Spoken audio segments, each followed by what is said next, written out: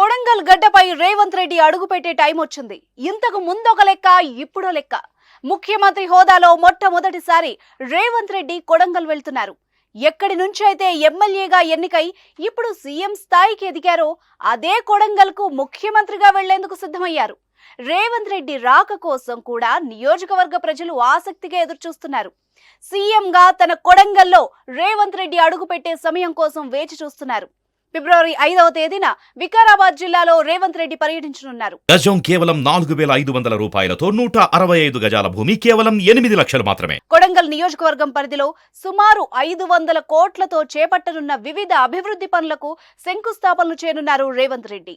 రాష్ట్రంలో తొలి skill university కొడంగల్లోనే ఏర్పాటు చేయనున్నట్టు ప్రకటించిన సీఎం దానికే తొలి శంకుస్థాపన చేయనున్నారు.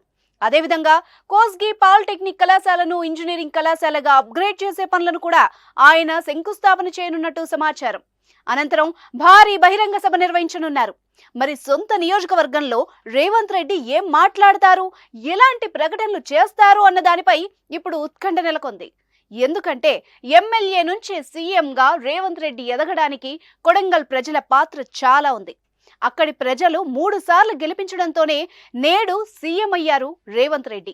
ఈ నేపథ్యంలోనే ముఖ్యమంత్రి అయ్యాక సొంత నియోజకవర్గంలో పర్యటనకు సిద్ధమవ్వడం ఆసక్తి రేపుతోంది. మరోవైపు అసెంబ్లీ ఎన్నికల్లో సత్తా చాటినట్టుగానే లోక్సభ ఎన్నికల ఫలితాల్లో పార్టీని విజయ తీరాలకు చేర్చాలని రేవంత్ భావిస్తున్నారు. ఈ క్రమంలోనే జిల్లాల పర్యటనకు సిద్ధమయ్యారు. కొడంగల్ పర్యటనకు ముందు ఫిబ్రవరి 2న ఆదిలాబాద్ జిల్లా ఇంద్రవెల్లిలో పర్యటించనున్నారు రేవంత్ రెడ్డి.